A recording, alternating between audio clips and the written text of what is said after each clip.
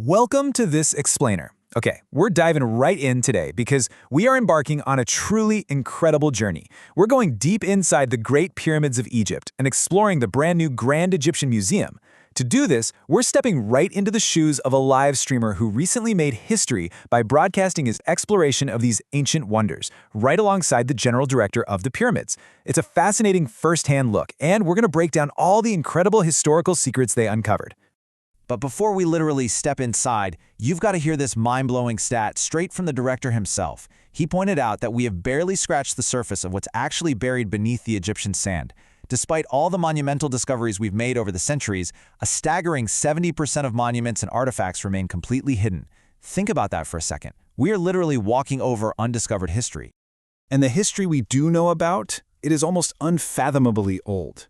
The Great Pyramid we're exploring today dates back an astonishing 4,600 years to the 4th dynasty under King Khufu. Just try to wrap your head around that timeline for a minute. While this massive structure was being built, woolly mammoths were literally still roaming the earth in other parts of the world. Now, when most of us think of Egypt, we probably just picture those 3 famous pyramids sitting on the Giza Plateau, right? Well, the director dropped another surprising fact. There are actually 124 pyramids scattered all across Egypt. The ones at Giza are simply the most famous ones in a massive, nationwide collection of ancient royal tombs. Section 1. The Great Pyramid's Scale. 2.3 million blocks of history. When you walk right up to the base of this thing, it's so massive it honestly feels otherworldly. It's built from roughly 2.3 million individual stone blocks, and get this, the average weight of just one of those blocks is about 2 tons, but it gets even crazier. Some of the massive ceiling slabs inside the king's chamber weigh up to 60 tons each. And all of this immense effort, this colossal undertaking, was dedicated to building a house of eternity to ensure the king lived on forever. Section 2. How was it built? Debunking ancient myths. You look at those staggering numbers, and you kind of have to wonder, how on earth did they pull this off without modern technology, cranes, or lasers? Well, it's time to bust a massive historical myth that's been repeated for generations. The pyramids were not built by enslaved people toiling away under a cruel regime. Factually, they were a sacred national project built by about 20,000 paid Egyptian farmers. During the winter, when the Nile flooded and farming was completely impossible, these citizens contributed to the state by working on the pyramid, and they finished it in just 20 years. So the natural question is, how exactly do you pay 20,000 workers before modern minted money even existed? Well, you pay them in food.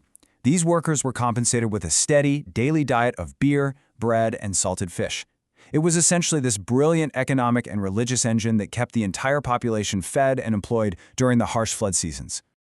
The real secret to how they built it wasn't magic or, aliens. It was just brilliant, highly organized engineering. They built massive sand ramps in a circular pattern around the structure. The heavy blocks were placed on wooden sledges, and workers poured animal fat onto the ground to lubricate it, which made pulling the stones so much easier. And those 60-ton granite blocks we mentioned, they were actually quarried in Aswan and shipped by giant boats down the Nile from 800 miles away. Absolutely wild. Section 3. Inside the ancient wonder. Descending into the dark. Actually going inside this 4,600-year-old mountain means navigating these tiny descending passages, climbing up the massive, echoing Grand Gallery, and ducking through some extremely tight tunnels. Now, most textbooks might show a cross-section with only 3 main chambers inside, the subterranean, the queen's, and the king's chambers. But there are actually 8 chambers in total. Above the king's chamber, the builders constructed 5 smaller, relieving chambers just to displace the crushing weight of the stone blocks above the ceiling. And the craziest part, the pyramid is still giving up its secrets today. Shooting off from the chambers are these tiny ventilation tunnels, barely 20 centimeters wide. Recently, researchers sent advanced robots up these shafts. After traveling nearly 200 feet, the bots hit a dead end, a small stone door with 2 copper handles. When they carefully drilled through it, they found another secret door right behind it. What's beyond that one? Honestly, as of right now, nobody knows. Moving on to Section 4, the Grand Egyptian Museum, Artifacts of the Gods. If we leave the Giza Plateau and head just down the road to this spectacular new museum, you are immediately greeted by an 83-ton, 11-meter-tall solid granite statue of Ramses II. Because this artifact is so unfathomably massive, it couldn't just be carried through the front doors. It had to be transported on a highly specialized rig, taking up to 10 hours to move. In fact, the museum's atrium was quite literally constructed around this very first piece. Section 5. King Tut's Golden Treasures, the Boy King's Legacy. Deep inside the museum's heavily guarded galleries are the legendary, nearly intact treasures of King Tutankhamun, discovered back in 1922 by Howard Carter. The centerpiece here is, without a doubt, his iconic death mask. It's a total masterpiece of ancient craftsmanship, forged from over 22 pounds of solid pure gold. If you look closely at the eyes, they have this striking lifelike depth. That's because they're inlaid with polished obsidian stone, which the Egyptians actually imported all the way from Turkey over 3,300 years ago. Now, staring at all these incredible coffins, shrines, and golden masks beautifully lit up on display, a major question naturally pops up. The streamer asked it, and you're probably wondering it too. With all this funerary equipment right here, where is the actual mummy of King Tut? Well, even though his treasures have toured the globe and eventually settled here at the Grand Egyptian Museum, the Boy King's mummy is not here.